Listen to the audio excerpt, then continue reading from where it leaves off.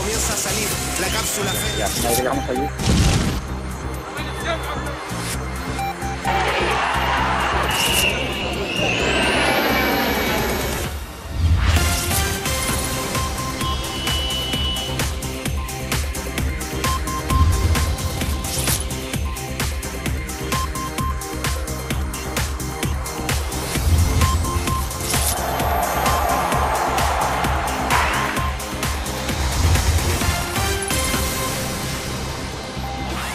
Señores, ¿cómo están? Acabamos un año intenso en todos los sentidos, un año repleto de noticias y también de imágenes. No todas tan positivas, la verdad, como hubiéramos deseado, pero testimonios, al fin y al cabo, de los últimos 12 meses. Y eso es lo que les proponemos a continuación, repasar, refrescar nuestra memoria con la ayuda de los servicios informativos de Castilla y León Televisión. Hemos buceado en ese archivo gráfico que nos han dejado estos 365 días para recomponer el resumen de este 2010. Se pone el sol en un año marcado inexorablemente por el devenir económico. Densos nubarrones en casa y fuera que nos han impedido ver con claridad el cielo, porque sí que lo ha habido. Ha sido un año incierto, pero no vacío en oportunidades. Un año de ajustes y también de éxitos. De cierres y nuevos proyectos. De paros y avances. De rojos y verdes.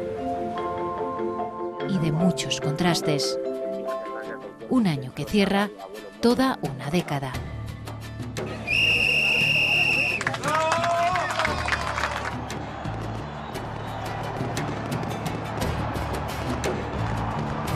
Con esta ceremonia en Madrid, el 8 de enero, España inauguraba su presidencia al frente de la Unión Europea. Una responsabilidad que asumía mermada de protagonismo por el nuevo modelo institucional de la Unión y con el desafío de dinamizar el proyecto europeo, ilusionado tras la entrada en vigor del nuevo Tratado de Lisboa. El Tratado de Lisboa debe ser... El rescate a Grecia y la vorágine con la que respondieron los mercados cambiarían estos planes. Las economías periféricas quedaron en el punto de mira, recelos bursátiles hacia España y Portugal. La estabilidad del euro urgió severos planes de ahorro en el ámbito doméstico y la creación de un fondo de 750.000 millones de euros para eventuales situaciones de emergencia, al que en noviembre y con no pocos recelos recurría Irlanda. La presidencia española se quedó sin la foto de la cumbre bilateral con Estados Unidos, prevista en Madrid a finales de mayo. Sí que hubo instantáneas varias de estas reuniones a nivel interno en la granja. Alemania y Francia han seguido marcando el paso este año en Europa. De su peso político da cuenta la mini-reforma a la que fue sometido en octubre el Tratado de Lisboa. Antes el Elíseo había logrado esquivar el castigo comunitario por la expulsión del país de gitanos rumanos.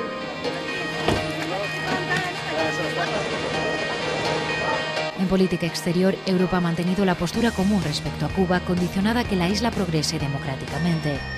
De su apoyo a la disidencia deja constancia el premio Sájarov, concedido al periodista Guillermo Fariñas. Y no ha sido puesto en libertad porque no se quiere. El mismo año de la muerte del también disidente Orlando Zapata. España ha sido partidaria estos meses de revisar las relaciones con la isla y Europa se ha comprometido a estudiarlo. En el mes de marzo, la ciudad de Granada albergó la primera cumbre entre Europa y Marruecos. La cita histórica habría de concluir con una declaración en la que ambas partes se comprometían a estrechar sus relaciones. En verano, estas relaciones se pondrían a prueba en Melilla. Activistas marroquíes bloquearon la entrada de mercancías a la ciudad autónoma, en respuesta a los supuestos malos tratos policiales en la frontera. En noviembre, el ya vicepresidente primero, Alfredo Pérez Rubalcaba, volvería a reunirse con el gobierno de Rabat para abordar los enfrentamientos en el Sáhara Occidental. La condena social por los disturbios en el campamento protesta del Ayun y por el cerrojazo informativo de Rabat se anticipó a la condena política. En la calle y en el Parlamento se criticó la tibieza del gobierno. Denunciamos este genocidio que está cometiendo. Reacio a emplear un tono contundente con Marruecos para no dinamitar el diálogo. Lo que necesitamos en el Sáhara es un acuerdo político. Tampoco la comunidad internacional tomó partido con la urgencia deseada. El asunto no llegó a Bruselas hasta el 13 de diciembre. Las relaciones internacionales han estado eclipsadas este año por las políticas domésticas. La necesidad de reducir déficit y sanear cuentas públicas ha tenido el plan para recortar el gasto público en 7.260 millones de euros. Fue una de las primeras medidas del nuevo gobierno de coalición británico. Le seguirían Alemania en junio con el plan más duro de la posguerra, encaminado a sentar precedente en la zona euro. Después Italia y Francia. La subida de impuestos a las rentas más altas y sobre todo el retraso de la edad de jubilación le costaron al presidente Sarkozy varias jornadas de huelga, con el paro incluido de las principales refinerías del país. Su segundo año como inquilino de la Casa Blanca ha estado lejos de ser una balsa de aceite. Ya advertía las encuestas de un descenso meteórico de la popularidad del presidente por la gestión de la crisis, pero el descontento se traduciría en la victoria republicana en los comicios de mitad de legislatura, alentada por el empuje ultraconservador del Tea Party. Los republicanos se hicieron con el control de la Cámara de Representantes y ganaron peso en el Senado. El retroceso demócrata deja tocadas medidas insignia como la reforma sanitaria.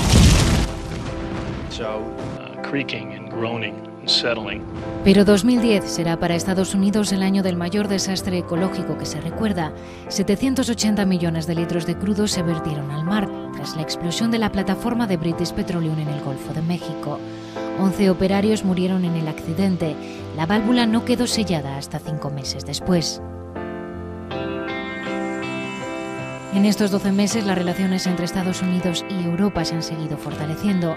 La cumbre de Lisboa, Washington y Bruselas determinaron negociar un amplio acuerdo sobre protección de datos, a la vista del éxito de su programa para detectar la financiación del terrorismo. Días antes, y en la misma ciudad de Lisboa, los países de la OTAN habían aprobado iniciar, en la primavera de 2011, la salida progresiva de las tropas de Afganistán.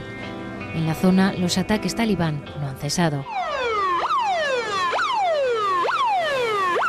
La sombra de Al-Qaeda ha planeado sobre Estados Unidos y Europa este año. La organización terrorista estaría detrás del envío de paquetes bomba en aviones de carga desde Yemen a Estados Unidos. El miedo a una acción de gran calibre elevó el nivel de alerta en septiembre en Francia y Reino Unido. Estados Unidos y Japón alertaron de este riesgo a sus ciudadanos. Las viudas negras chechenas, familiares de los caídos en los enfrentamientos del Cáucaso, atentaron en marzo contra el metro de Moscú. 39 personas murieron en 2 explosiones en hora punta, provocadas por 2 terroristas suicidas. En mayo, la guerrilla maoísta se había atribuido este ataque a un tren en el estado indio de Bengala Occidental. Fallecieron 65 pasajeros. Pero ha sido el fantasma nuclear ante un nuevo enfrentamiento armado entre las 2 Coreas el que ha hecho contener la respiración a la comunidad internacional. El norte lanzó un ataque contra un islote de Corea del Sur el 22 de noviembre. Murieron 4 civiles y un militar. En suspenso quedan las conversaciones de paz entre Israel y Palestina. La tensión en la zona se deterioraba aún más tras el asalto israelí a la Flotilla de la Libertad. El 2 de septiembre, las partes restablecieron el diálogo bajo el auspicio de Washington, pero encallaron 20 días después por la negativa de Israel a paralizar la construcción de asentamientos en Cisjordania. En agosto, las tropas de combate estadounidenses se retiraron de Irak, pero la violencia sigue instalada en la zona. El expresidente Bush intentó justificarse en este libro, asegurando que al principio fue reacio al ataque. El país poco a poco intenta retomar la senda democrática. La amenaza de Al-Qaeda no impidió a los iraquíes vivir con euforia las segundas elecciones desde 2003. Lo ajustado de los resultados dilató la formación de gobierno hasta noviembre, aunque sin apenas cambios. Presidencia para el dirigente kurdo Jalal Talabani y primer ministro Nuri al-Maliki. Las urnas también han hablado en Chile. Vamos a enfrentar los desafíos. Tras 52 años sin ganar, la derecha volvió al Palacio de la Moneda, de la mano del empresario multimillonario y ex-senador Sebastián Piñera. Talvez a missão mais importante da minha vida. Dilma Rousseff releva en Brasil a su mentor Lula da Silva. En Polonia, la tragedia precipitó los comicios. El presidente Lech Kaczynski falleció en este accidente aéreo en la ciudad rusa de Smolensk, junto a decenas de altos cargos del Estado. El piloto había intentado aterrizar 3 veces en medio de una densa niebla. El candidato de la derecha liberal, Bronisław Komorowski, se impuso en las elecciones de julio al otro gemelo Kaczynski, Jarosław, ex primer ministro y candidato del Partido Conservador Ley y Justicia. Este gran señor volvió a florecer todas las esperanzas. La repentina muerte del expresidente Néstor Kirchner sacudió a los argentinos a finales de octubre.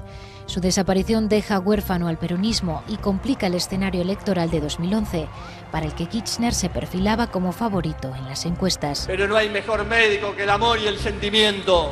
Roto el binomio, Cristina Fernández podría amortizar la herencia política de su marido como candidata, o bien dejar paso a otro miembro del Partido Justicialista. Ecuador declaró el estado de excepción el 30 de septiembre tras denunciar su presidente Rafael Correa un intento de golpe de Estado urdido por la oposición para derrocarle. En el origen de la revuelta, la protesta policial por la eliminación de incentivos y bonificaciones profesionales aprobada por la Asamblea Nacional. El país se vio envuelto en una ola de manifestaciones, disturbios y saqueos, en los que murieron 8 personas y 274 resultaron heridas. En el mes de marzo, los partidarios del depuesto presidente Thaksin Shinawatra tomaron las calles de Bangkok. Los camisas rojas exigían la convocatoria de elecciones como salida al gobierno de Abhisit Bajajiva, considerado una marioneta del ejército. Los enfrentamientos con los militares se saldaron con decenas de víctimas. Ha sido Internet y este portal de nombre compuesto Wiki, rápido en hawaiano, y Leaks, fuga en inglés, el que a finales de año ponía contra las cuerdas a la diplomacia estadounidense. Wikileaks filtraba a la prensa internacional más de 251.000 comunicaciones entre el Departamento de Estado y sus embajadas en el mundo. Las alusiones y comentarios dejaban muy mal parados a algunos dirigentes, pero en el caso de España, estas filtraciones apuntaban a presiones de la diplomacia al gobierno y a la judicatura para intentar frenar los casos Couso, Guantánamo y los vuelos de la CIA, perjudiciales para los intereses de Estados Unidos.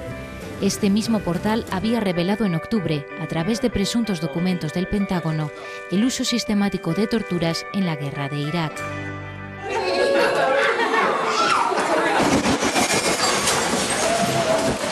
Los desastres naturales han vuelto a poner a prueba la coordinación y solidaridad internacional. El de Haití en enero fue el primero de una cadena de fuertes terremotos que alcanzó a Chile un mes después y a Turquía en marzo. Decenas de miles de personas murieron en el infierno haitiano, entre ellas 4 ciudadanos españoles. El matrimonio formado por Ives Baltroni y María Jesús Plaza, la subinspectora de la Policía Nacional Rosa Crespo y la segoviana Pilar Juárez, funcionaria de la Unión Europea. Es la segunda vez que tengo que aceptar que mi mujer está muerta. Entre la desolación, las vidas salvadas por los equipos de rescate, como los bomberos de Castilla y León y los de Madrid. Una foto no representa solamente a nosotros, representa a mucha gente. En Puerto Príncipe, más de 1 millón de supervivientes siguen hacinados en campamentos de urgencia a las afueras, donde fueron evacuados. La escasez de agua potable y de servicios higiénicos han convertido el cólera en una severa amenaza. La fuerza con la que tembló Chile fue 31 veces superior. El seísmo modificó el eje de la Tierra y acortó la duración del día. Aunque los expertos se apresuraron a explicar que no se trataba de un efecto dominó, fue inevitable pensarlo el 8 de marzo. Las entrañas de la península de Anatolia en Turquía sacudieron de madrugada a esta modesta zona rural. En verano, las lluvias torrenciales del monzón, las más intensas en los últimos 80 años, ahogaron Pakistán. Afganistán y China también sufrieron sus efectos. La cifra total de víctimas superó el millar. Ya en octubre, Indonesia creyó ver resucitar al fantasma que en 2004 acabó con la vida de 168.000 personas en el país. La cintura de fuego del Océano Pacífico es zona de frecuente actividad sísmica. Este poderoso temblor generó a su vez un maremoto que arrastró tras de sí a 113 personas y elevó a 500 el número de desaparecidos. Al desastre se sumó la erupción del volcán Merapi, en la vecina isla de Java. El rugir de otro volcán de nombre impronunciable, Ihafjala, causó en abril el mayor caos que se recuerda en la historia de la aviación. Su nube de cenizas obligó a cerrar el espacio aéreo europeo durante casi una semana. La coordinación de los Estados miembros quedó en entredicho.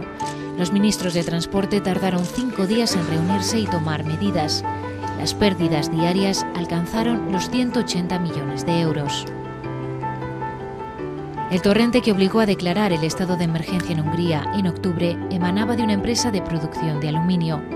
Lodo rojo, maloliente y tóxico que inundó toda una región de 40 kilómetros cuadrados. Pese a los temores iniciales, el Danubio quedó a salvo. La Premio Nobel de la Paz, Aung San Suu Kyi, símbolo histórico de la democracia birmana, recuperó la libertad el 13 de noviembre. Estamos bien, que no se preocupen. Fuerza, amor, te amo. El suyo fue un rescate seguido por 1.000 millones de espectadores en todo el mundo. La aldea global de Marshall McLuhan alcanzó una nueva dimensión en el Pozo San José. Una odisea de 69 días con un final feliz para los 33.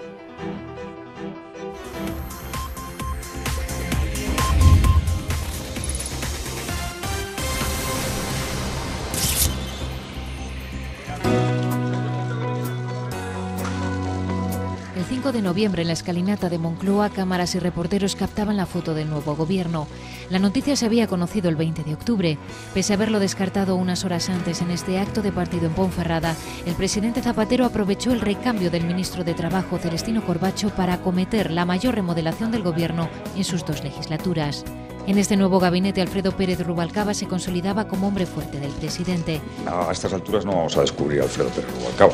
Al Ministerio del Interior sumaba ahora el puesto de portavoz y vicepresidente primero, en sustitución de María Teresa Fernández de la Vega, a la que Zapatero proponía como miembro del Consejo de Estado, después de agradecerle su trabajo dentro del Ejecutivo. Marcelino, la tribuna es tuya. Zapatero conseguía un golpe de efecto que sorprendía incluso a la oposición y acallaba las voces críticas que desde Ferraz llevaban meses pidiendo un cambio de rumbo.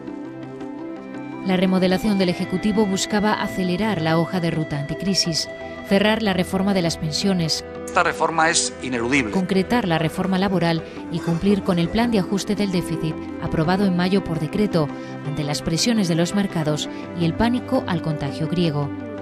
Ese plan, que frenó en seco las políticas sociales del Ejecutivo, Comienza la votación. Rebajaba la previsión de crecimiento para 2011 al 1,3 y situaba el objetivo de déficit en un 6%. Bruselas y el Banco Central Europeo aplaudieron un plan de ajuste que congelaba las pensiones contributivas y recortaba el sueldo a los empleados públicos, pero sin ocultar que España podría necesitar medidas adicionales en el futuro.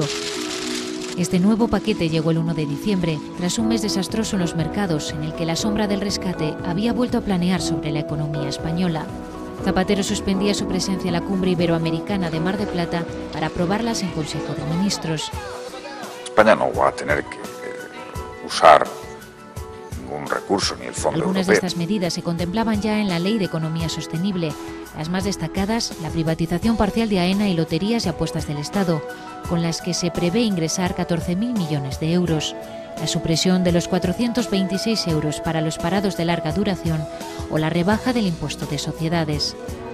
Días antes, en Moncloa, Zapatero había reunido a los principales empresarios del país, los que integran el IBEX 35, para escuchar sus propuestas y concitar un respaldo frente a la crisis que no ha encontrado hasta ahora en la oposición.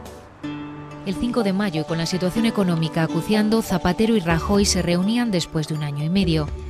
En claro de esta cita, solo el acuerdo que permitió reformar la ley de cajas en los meses siguientes y acelerar los procesos de fusiones. Lo que podía suponer no moverse quedó claro tras la intervención de Caja Sur en primavera. El mejor servicio que puede hacer al país para cortar este calvario es disolver el Parlamento y convocar elecciones generales. Este desencuentro se ha repetido en sede parlamentaria. El PSOE tuvo que recurrir al pacto con nacionalistas vascos y Coalición Canaria para salvar los presupuestos más austeros de su mandato. Habrá austeridad. 122.000 millones de euros como techo de gasto después de un recorte del 7,9%. Este pacto con los nacionalistas asegura la estabilidad política y económica lo que queda de legislatura, pero a costa de concesiones como la transferencia de las políticas activas de empleo al País Vasco, competencia que el Gobierno ha ofrecido después al resto de comunidades. El de la oposición no ha sido el único frente que ha encarado el Ejecutivo. La relación casi idílica con los sindicatos se rompía en medio de las negociaciones de la reforma laboral.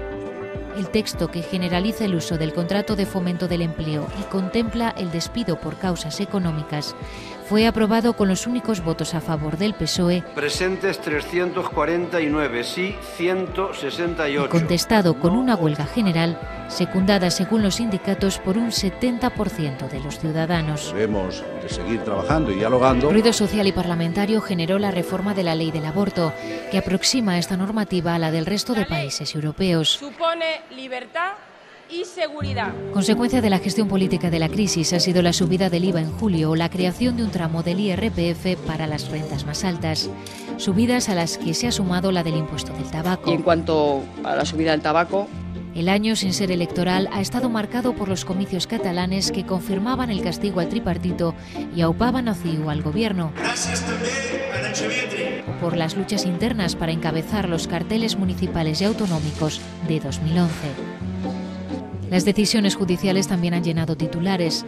El Consejo General del Poder Judicial suspendía en mayo al juez Garzón, después de que el Supremo abriera juicio oral contra él por presunta prevaricación al investigar los crímenes del franquismo. El 28 de junio, el Constitucional alumbraba quizá su fallo más complicado, el del Estatuto catalán. Nuevos casos de corrupción han llegado a los juzgados, algunos salpicando a la clase política, como la Operación Brugal en Alicante. Mi partido es el más interesado en que todo lo que se tenga que saber se sepa. La instrucción del caso Palma Arena concluyó en marzo con la imputación del expresidente Jaume Matas y una treintena de personas, mientras que en noviembre se daba a conocer la última parte del sumario del caso Gürtel. Mediático y multitudinario, el juicio Malaya ha sentado en el banquillo a 95 procesados, en la mayor operación contra una trama de corrupción municipal en España. La eficaz actuación de las fuerzas y cuerpos de seguridad ha permitido este año seguir estrechando el cerco sobre ETA.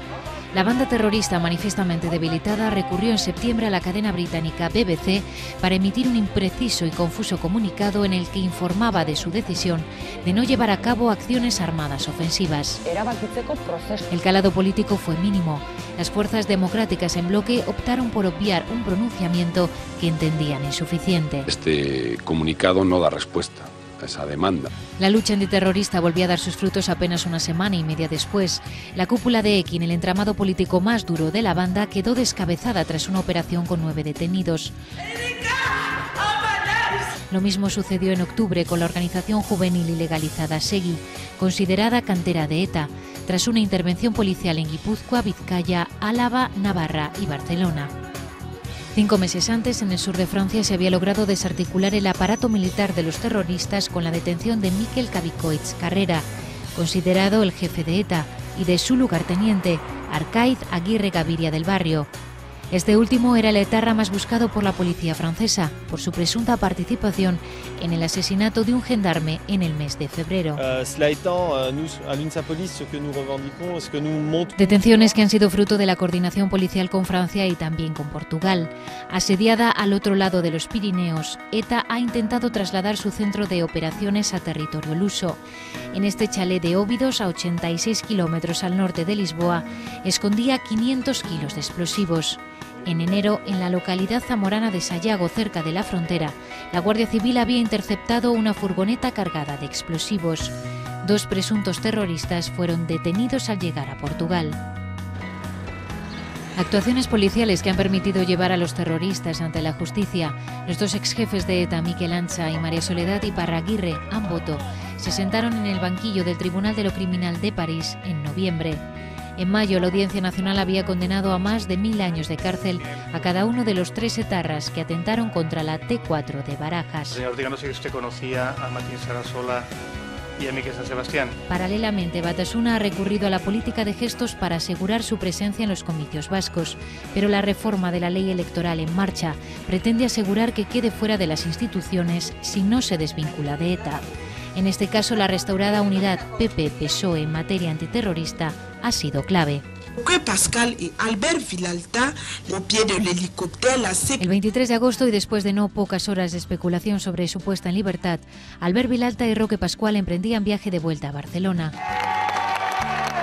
El canje de los 2 activistas por el autor material del secuestro y el pago de un rescate siempre negado, de entre 5 y 10 millones de euros, habrían puesto fin a 268 días de cautiverio en el desierto. La rama de Al-Qaeda en el Magreb los había secuestrado en noviembre de 2009, junto a la también cooperante de Acción Solidaria Alicia Gámez, liberada en marzo de este año. La tormenta perfecta se desató el 27 de febrero, una ciclogénesis explosiva según los expertos, con vientos huracanados, lluvias intensas y cortes de luz. El presagio de un año que se iba a situar entre los más lluviosos de las últimas 4 décadas. Nos han hecho embarcar, cuando estábamos dentro nos han hecho salir y nos hemos quedado sin avión. Y no nos dan respuesta hasta el lunes, como mínimo. A las puertas del Puente de la Constitución, los controladores aéreos abandonaron su puesto de trabajo. Causaron baja masiva en la que acabó siendo una huelga salvaje sin precedentes. Están defendiendo unos privilegios intolerables que el gobierno no puede aceptar. Pulso al gobierno ante la regulación de su jornada laboral, aprobada esa misma mañana por el Consejo de Ministros. En menos de 16 horas, el Ejecutivo adoptó 2 medidas trascendentales para ordenar el caos: militarizar el control del tráfico aéreo y declarar por primera vez en democracia el estado de alarma. No vamos a estar ni un día más en estado de alarma, ni un día menos de lo que necesite este país. El espacio aéreo español no se abrió por completo hasta 2 días después. 650.000 personas se vieron afectadas. El sector turístico cifró las pérdidas del puente frustrado en 500 millones de euros. 12 personas perdieron la vida en esta estación de tren de Castelldefels en la noche de San Juan. La imprudencia les llevó a cruzar las vías para llegar antes a la fiesta de la playa. Murieron arrollados por un tren de alta velocidad. España ha despedido en 2010 la misión que durante 18 años ha desarrollado en Bosnia. 46.000 militares en total, ellos los últimos 60. Mensaje de esperanza para otras zonas en conflicto como Afganistán, país en el que 3 militares españoles han muerto este año. En abril, los 4 ocupantes de un helicóptero de la Armada fallecieron en accidente en Haití, donde ayudaban en las tareas de reconstrucción tras el terremoto. El mayor y más avanzado buque en la historia de la Armada Española lleva el nombre de Su Majestad el Rey. Don Juan Carlos presidió el acto de recepción a finales de septiembre, el mismo día en que recibió el alta médica tras haberle sido extirpado en junio un tumor benigno en el pulmón. ¿Cómo está? No pillaba por sorpresa, sin embargo, la confirmación que también había llegado de la Casa del Rey el 9 de febrero. La comunicación oficial del divorcio de la infanta Elena y Jaime de Marichalar. Michelle, say hello, please. En verano, Marbella volvió a brillar como lo hacía en sus mejores tiempos. La visita de Michelle y Sasha Obama redimía la imagen turística de una ciudad vapuleada en los últimos años por incesantes y polémicos casos de corrupción. En otra ciudad andaluza se sentaron hace 200 años las bases del parlamentarismo. Bicentenario de las primeras Cortes de San Fernando, con un mensaje a favor del consenso. En el nombre del Padre, del Hijo y del Espíritu Santo. Las palabras de Benedicto XVI sobre el laicismo agresivo en España marcaron su visita a Santiago y a Barcelona casi antes de empezar. El Papa quería pisar suelo gallego como peregrino. 6.000 personas siguieron la celebración eucarística oficiada en la Plaza del Obradoiro. Un día después, el pontífice consagraba como basílica la Sagrada Familia de Barcelona, obra inacabada de Antonio Gaudí. A su regreso al Vaticano, reunió a los miembros del Colegio Cardenalicio para reflexionar sobre la cascada de casos de pederastia que han seguido saltando a la luz pública este año.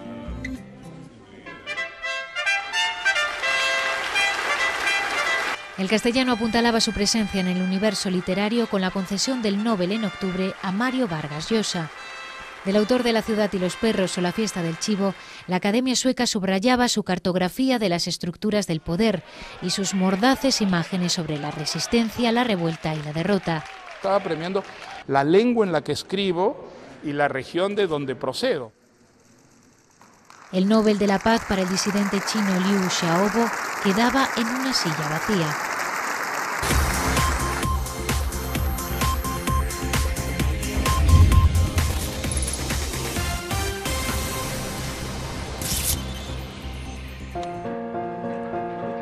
La segunda marcha negra del carbón levantaba en septiembre a las cuencas mineras y a toda la comunidad en apoyo a un sector que genera 4.000 empleos y supone el 20% del PIB autonómico. Tenemos la moral alta porque vemos un apoyo muy grande. Un mes de protestas para reclamar no solo el reintegro de sus sueldos, sino la aprobación en Europa de un decreto con el que el gobierno pretendía incentivar el consumo de carbón autóctono durante 4 años. El carbón es fundamental. La comisión, que lo había dejado aparcado en agosto, presupuesto lo aprobaba el 29 de septiembre. Una última oportunidad, pero última con mayúsculas. Pero la aplicación del Real Decreto no tendría mucho más recorrido.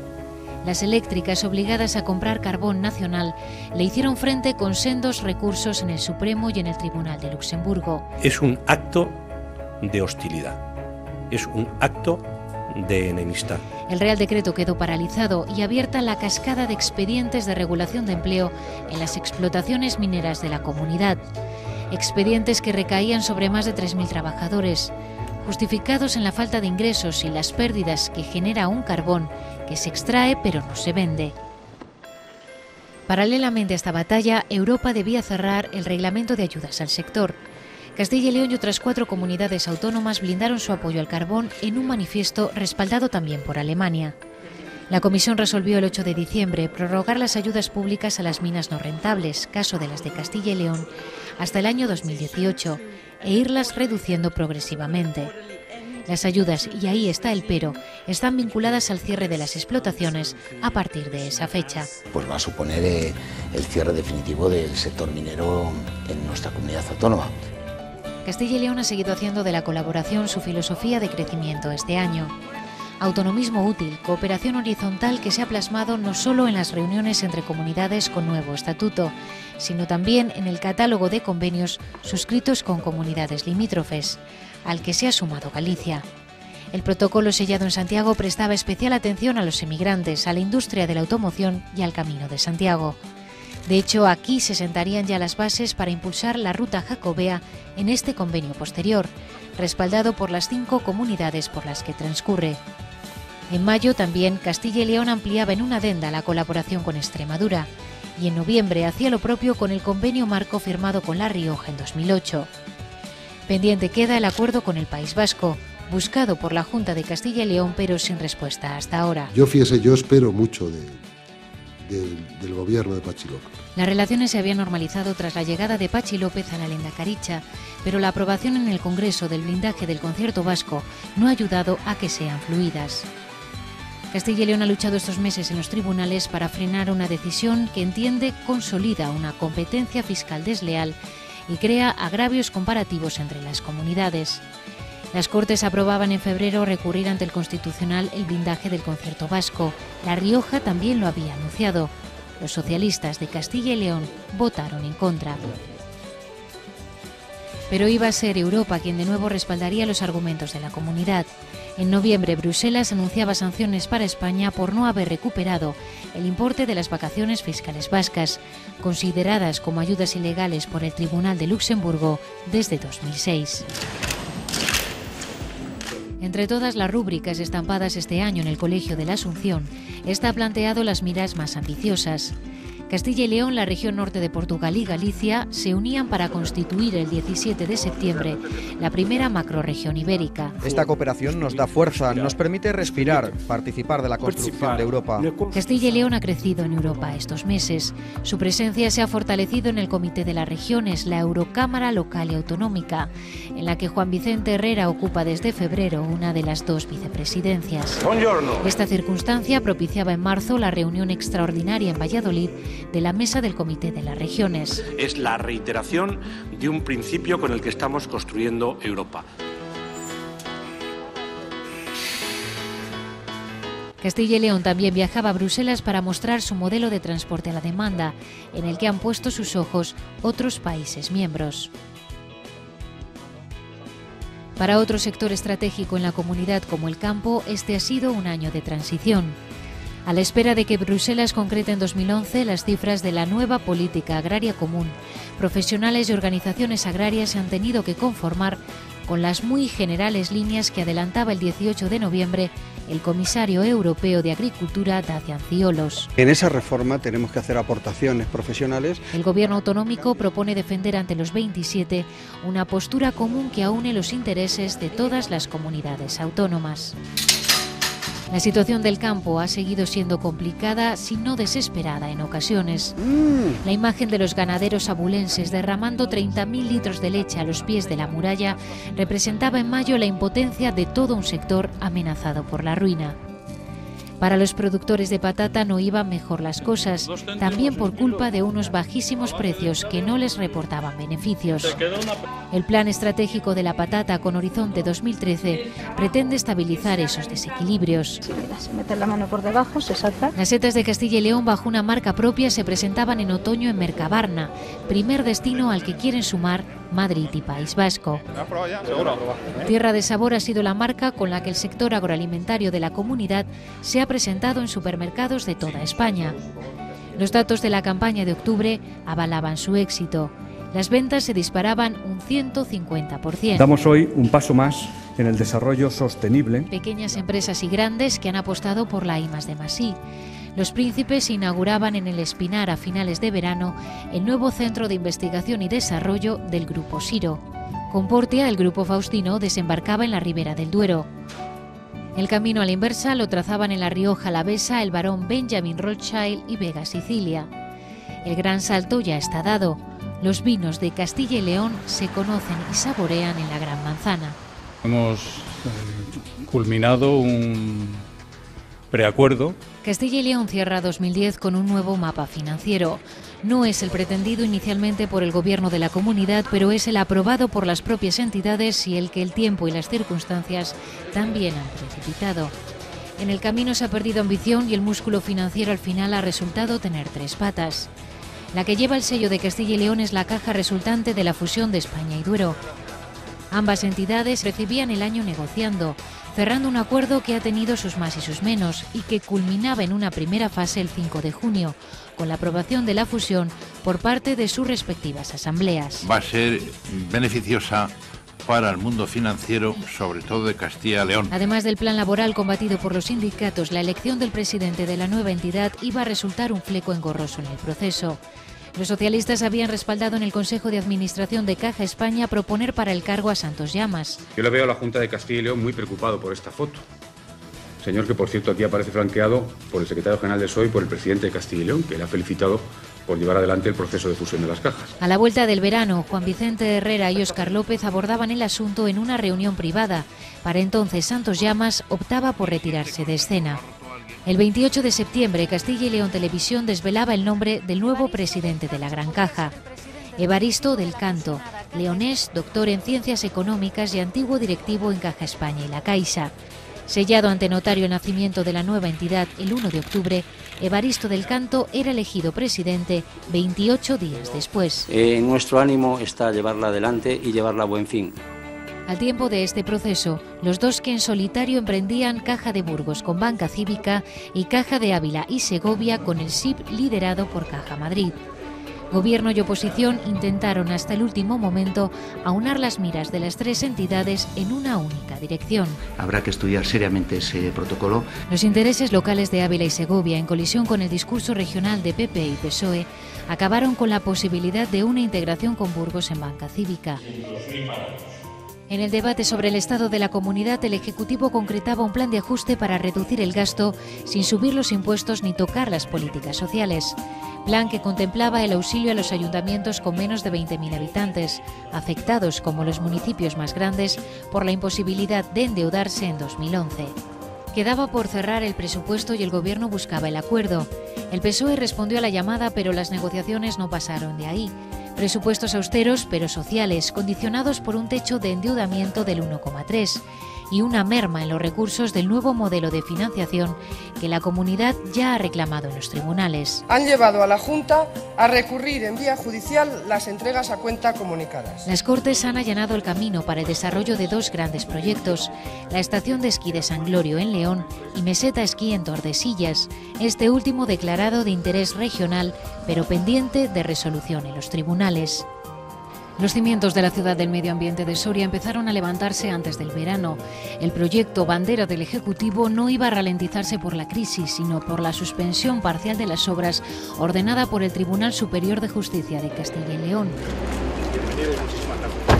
En la comida que siguió a esta inesperada visita a Atapuerca se iban a dilucidar al menos 2 cuestiones de calado para la comunidad. Por un lado, el indulto para algunas de las infraestructuras que Fomento había incluido en su lista negra de recortes. Por otro, el pacto PP-PSOE para dar destino a través de 65 proyectos a los 100 millones de euros del Plan de Convergencia 2010. Bien, pues vamos a continuar. Gracias, No había de concitar los mismos apoyos la agenda para la población, por insuficiente según el PSOE y por aplazar a la próxima legislatura la ordenación del territorio. Tensiones parlamentarias cosechaba también por el retraso la renta garantizada de ciudadanía, cuya ventanilla se abría a finales de año. Esto va dirigido a las personas en exclusión social. Lo que ha permanecido en stand-by estos meses ha sido el proceso de transferencia de la gestión del Duero. Abierta está al menos la negociación para recibir las competencias de justicia.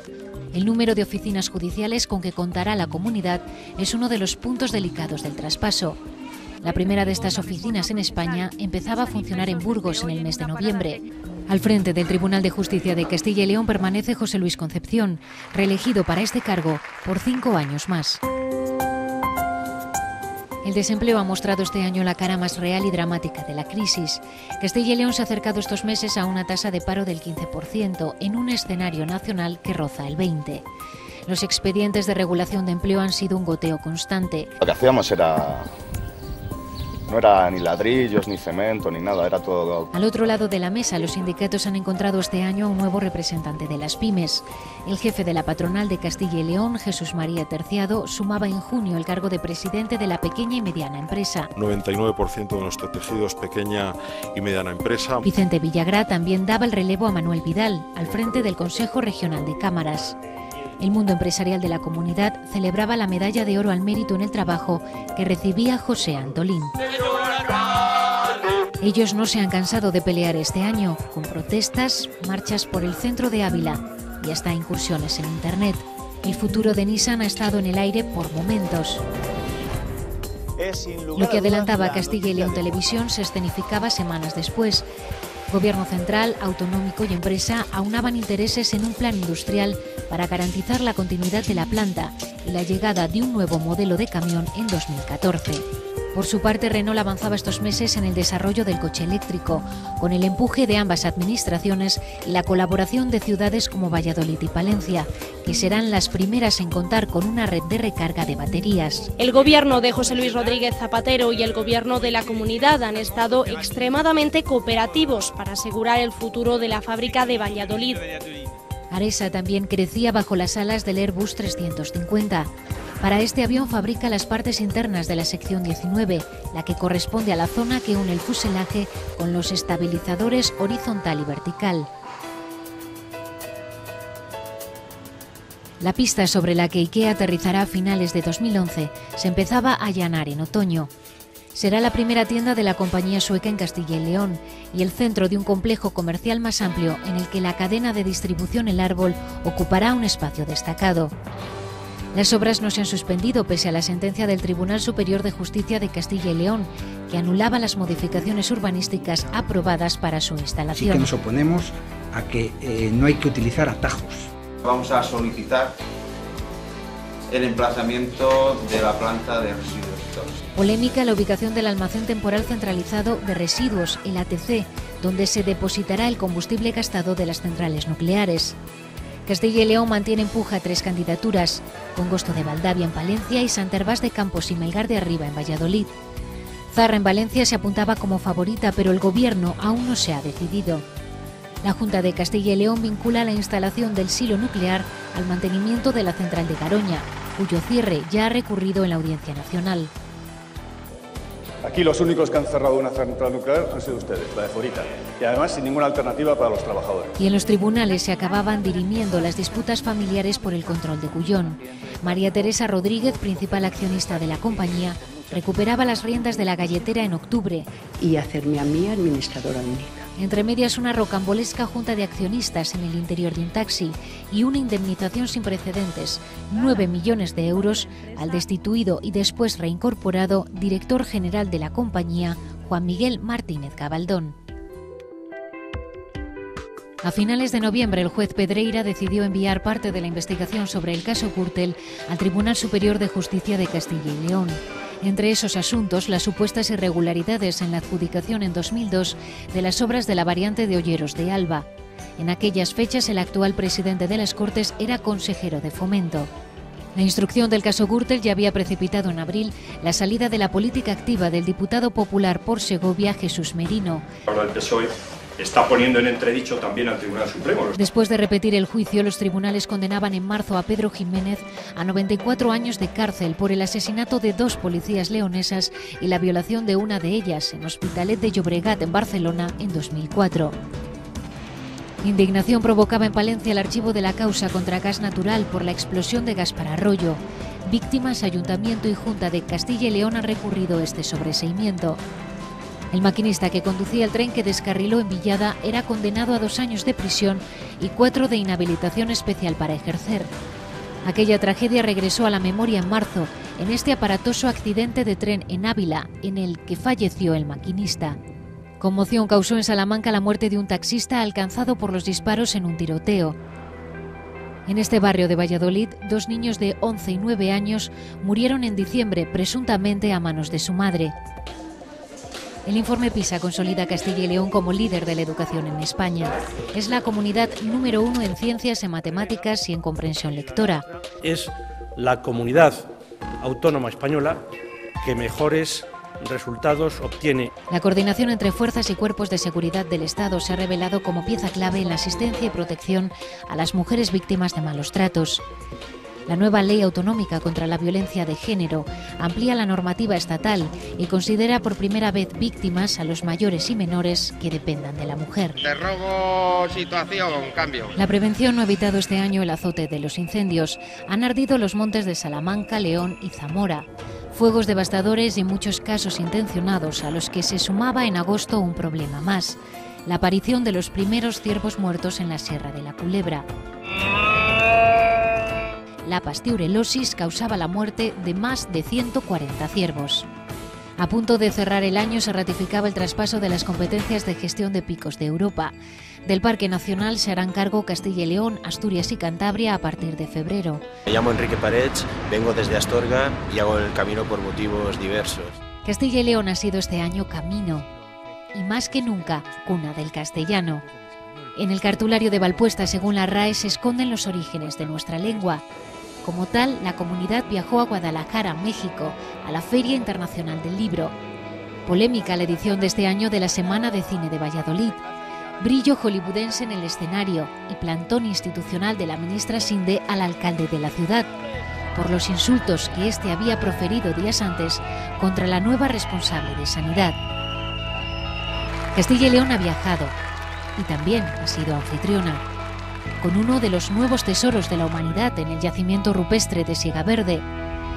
Futuro que no olvida este pasado, envuelto en modernidad en el flamante Museo de la Evolución Humana. Fue la aportación de Castilla y León a la Expo Universal de Shanghái. Un pedacito de historia, como también lo ha sido todo este año.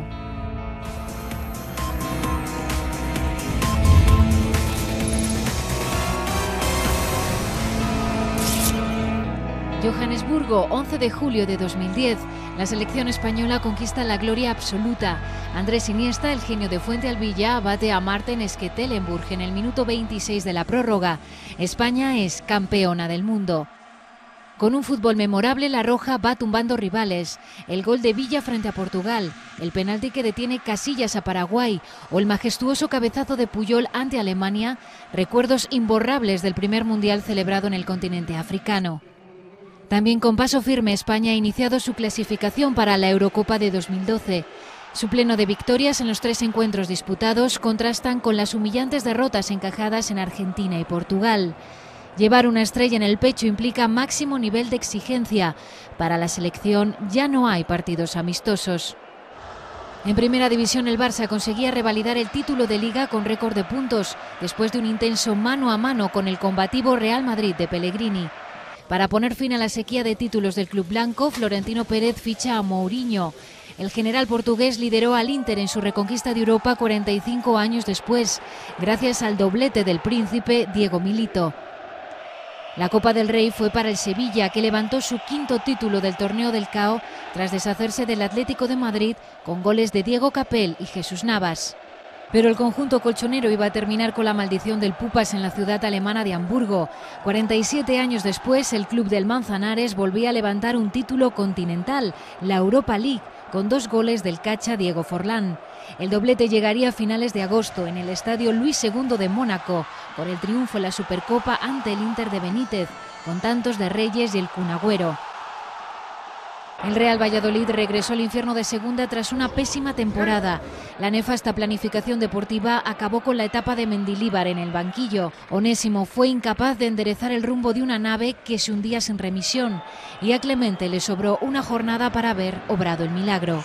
Imágenes que contrastan con la tremenda alegría vivida en Ponferrada cuando Ian Mackay detenía el penalti que convertía a los de Granero en equipo de segunda después de una interminable tanda de 18 lanzamientos. Tampoco apto para cardíacos fue el desenlace del campeonato para la Unión. Solo valía el triunfo para salvar la categoría y los de Jorge de Alessandro no fallaron en la ciudad deportiva del Villarreal, gracias a los tantos de Salva Sevilla y Quique López.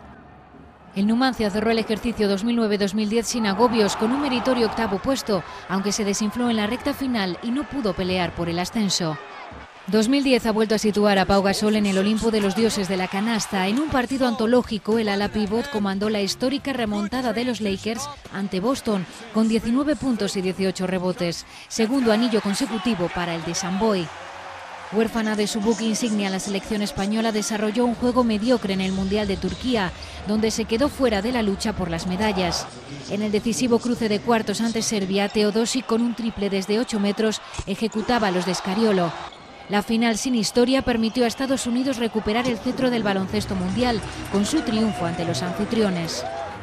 Un mes después, en octubre, el combinado femenino conquistaba en la República Checa su primera medalla en un mundial, tras superar a Bielorrusia en la lucha por el bronce. Con una formidable exhibición de juego colectivo, el Barcelona alcanzó en París su segundo título de la Euroliga ante Olympiacos, una superioridad incontestable que también permitió al Barça levantar la Copa del Rey ante el eterno rival por 21 puntos de diferencia.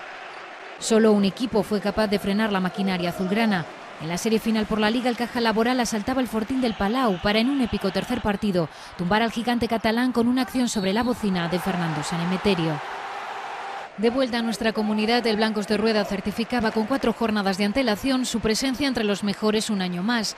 Ballaque, Ulis Baez y Robert Battle, nombres propios de una plantilla aguerrida dirigida con maestría por Porfirio Fisac. Un sueño el del ACB que rozó con la yema de los dedos a Autocid Burgos. En una titánica eliminatoria, los de Andreu Casadevall acabaron sucumbiendo ante la mayor profundidad de banquillo de Menorca. Nuestro otro aspirante al ascenso, Baloncesto León, nada pudo hacer en su cruce de cuartos frente a La Laguna, con un jugador muy superior al resto, Jackin Donaldson. En Liga Femenina, Ros Casares volvió a convertirse en verdugo de Perfumerías Avenida. Las valencianas se proclamaron campeonas de Copa en Zaragoza y levantaron su 4ª liga consecutiva en la capital charra. Por segundo año consecutivo, el balonmano Valladolid firmó un meritorio tercer puesto, asegurándose plaza para la Liga de Campeones, mientras Ademar tuvo que conformarse con la 4ª posición. En la máxima competición de clubes, nuestros 2 representantes cayeron en octavos, los de Pastor ante Rey Neckar en alemán y los de Jordi Rivera ante el Chejov.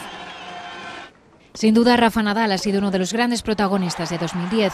El tenista balear destronó a Federer y recuperó el número 1 del mundo en una temporada histórica, donde ha levantado 3 títulos de Grand Slam: Roland Garros, Wimbledon y US Open, además de 4 torneos Masters 1000, Monte Carlo, Roma, Madrid y Tokio. En el mes de agosto, el valenciano Daniel Jimeno se adjudicó los internacionales de España de pista rápida Villa del Espinar, en su edición número 25. Una de las grandes decepciones la protagonizó Fernando Alonso, o mejor dicho, su escudería. Cuando todo parecía perdido, el asturiano puso al servicio de Ferrari todo su talento. Su increíble remontada le permitió llegar a la última carrera del Mundial con medio título en el bolsillo. Pero una desastrosa gestión de carrera en Abu Dhabi convirtió al alemán Sebastian Vettel en el campeón más joven de la historia de la Fórmula 1. Un fracaso que no debe empañar la extraordinaria temporada de los pilotos españoles. En motociclismo, los nuestros protagonizaron un histórico triplete, con triunfos de Jorge Lorenzo en MotoGP, Tony Elías en Moto2 y Marc Márquez en el octavo de litro. Carlos Sainz adjudicó el Rally Dakar en coches, mientras Sebastián Loeb, a los mandos de su Citroën, se proclamaba campeón del mundo de rallies por 7ª vez consecutiva. En octubre, la actuación del golfista español Miguel Ángel Jiménez resultó decisiva en el triunfo de Europa sobre Estados Unidos en la Ryder Cup disputada en Gales. Alberto Contador no olvidará fácilmente 2010. En abril se adjudicaba por tercera vez la Vuelta Ciclista a Castilla y León y en julio el corredor de la Astana conquistaba su tercer Tour de Francia tras una titánica batalla con Andy Schleck en el Tourmalet. 2 meses después, la UCI suspendía provisionalmente al corredor pinteño por dar positivo por clenbuterol en uno de los controles practicados durante la Ronda Gala, que su defensa atribuyó a la ingesta de solomillo contaminado. Ahora el caso está en manos de la Federación Española de Ciclismo, encargada de instruir su procedimiento disciplinario. Pero si un caso ha conmocionado al mundo del deporte español es la presunta implicación de Marta Domínguez en la Operación Galgo. La campeona del mundo de los 3.000 obstáculos y medalla de plata en los pasados europeos de Barcelona es sospechosa de suministrar sustancias dopantes a otros deportistas. Tras prestar declaración el pasado 22 de diciembre en los juzgados de Plaza de Castilla, la atleta palentina ha quedado en libertad con cargos por un delito contra la salud pública y blanqueo de dinero. En los mundiales de pista cubierta disputados en Qatar, el leonés Sergio Sánchez lograba la plata en los 3.000 metros, por detrás del americano Bernard Lagat. En julio, nuestra pareja más internacional dentro del piragüismo, el zamorano Emilio Merchán y el palentino Diego Cosgaya, se colgaban la medalla de bronce en la prueba K2 1000 metros de los europeos celebrados en el embalse asturiano de Trasona. Otro de los nuestros, el segoviano Lin, fue una de las piezas clave de la selección española de fútbol sala que se proclamó en Hungría campeona de Europa por 5ª vez en su historia. Además, los equipos de Valladolid recuperaron la hegemonía del rugby español. El Cetransa conquistó el título de Liga con 2 jornadas de antelación y sus vecinos del Quesos Entre Pinares levantaron en Segovia su segunda Copa del Rey, tras superar 33-17 a la Vila.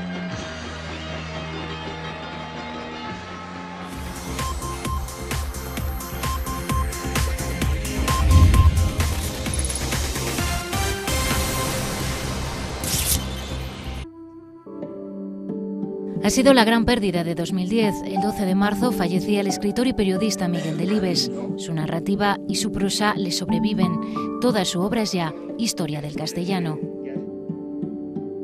En junio también se apagaba la voz del poeta y novelista portugués José Saramago. Una leucemia grave se llevaba al autor de la lucidez, la exigencia estética y el compromiso. Yo sigo siendo el nieto de mis abuelos. Allá va la despedida. Él también dedicó su vida a cantar al pueblo en todos los escenarios. Estoy hablando con el ministro y no con ustedes. En tono grave, a veces seco, pero noble y sin dobleces, José Antonio Labordeta murió a las puertas del otoño en Zaragoza. Discreto en su vida personal y profesional, Eduardo Sánchez Junco fue más que el director de la revista Hola. Confidente y asesor de muchos famosos, Sánchez Junco fue enterrado en julio en Palencia, donde había nacido 67 años antes. Protagonista de portadas y programas televisivos en sus últimos años, Ángel Cristo conoció el éxito en los 80 bajo la carpa de un circo. Un paro cardíaco acabó con su vida en mayo. Él lanzó la historia de España a la lista de superventas con biografías de Juana la Loca, el Duque de Alba o Jovellanos. Manuel Fernández Álvarez quiso ser novelista, pero triunfó con su impecable y amena narrativa histórica y su gusto por divulgar el saber. Su vida también forma parte de la historia reciente. Que tenemos el bono número 1. Padre del sindicalismo moderno en España y artífice de la primera huelga general en 1985, la enfermedad impidió a Marcelino Camacho participar en la última. El cine español perdía este año al más versátil y disparatado de sus creadores, retratista y cronista genial de la posguerra. Murió el director, pero el cine hereda el berlanguismo. Actor de cine y de teatro, Manuel Alexandre falleció en Madrid en octubre, a punto de cumplir los 93 años. Fue un cazatalentos el que la descubrió en una clase de baile con solo 14 años.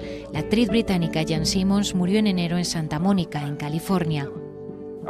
Leslie Nielsen ocupó en los 80 el trono de la comedia, con títulos disparatados como Aterriza como puedas y todas sus secuelas. Nacido en el seno de una familia de inmigrantes judíos húngaros, la suya es la historia de un chico del Bronx convertido en estrella de Hollywood. Tony Curtis fue uno de los actores más taquilleros de los 50. No pudo ver Madrid 2016, pero fue artífice de Barcelona 92, su gran sueño. Deportista, empresario y político, el nombre de Juan Antonio Samaranch quedará asociado al nacimiento del olimpismo moderno. Desgarro en el inesperado adiós a Enrique Morente, artista ejemplar, innovador del talento y maestro del flamenco. El alma del teatro clásico se apagaba el 12 de diciembre. Después de 10 años de lucha, la enfermedad vencía a Fernando Urdiales, fundador de la compañía Corsario. Al día siguiente, la cultura se quedaba huérfana de otro de los grandes. El berciano Valentín García Yebra fallecía a los 93 años. Yebra ocupaba el sillón de la N de la RAE. Su primera exposición en 1951 fue el comienzo, y hasta su inesperada muerte en mayo no dejó de crear. El pintor burgalés Luis Sáez es ya considerado uno de los grandes del siglo XX. La montaña que tanto amaba se llevaba el 23 de agosto a Santos Villanueva. Un gravísimo accidente cuando subía la cara norte de Peñasanta de Castilla enmudecía Castilla y León. La comunidad perdía una parte de su futuro. Todos perdíamos a una persona transparente, sin dobleces, que nos hacía sentir especiales. Domingo Eras, presidente de la Diputación de Soria, murió en septiembre tras haber hecho frente en los últimos meses a una grave enfermedad. Ministra de Educación y Ciencia en el primer gobierno de Zapatero, María Jesús Sansegundo fallecía en diciembre. Impulsora de la reforma de la LOE y la LOU, Sansegundo había nacido en Medina del Campo en 1958. El empresariado leonés despidió en agosto a Ángel Panero. Arquitecto técnico y constructor, Panero promovió en 1976 la Federación Leonesa de Empresarios. Figura clave en el nacimiento de la cadena COPE, José Andrés Hernández Vicente murió en Salamanca en septiembre. En el mes de abril, la cadena había perdido al presidente de honor del grupo, Bernardo Herráez. Periodista cabal, renovador de los informativos televisivos, Luis Mariña se fue en diciembre repentinamente. Lejos de las cámaras y de los focos, su trabajo contribuía a diario a que Castilla y León Televisión estuviera en el aire. Beatriz Martín cosechó pese a su juventud el reconocimiento de toda la profesión en 2 premios Cosío. Su repentina muerte en octubre, con solo 28 años, deja un hondo vacío en todos los compañeros de esta casa.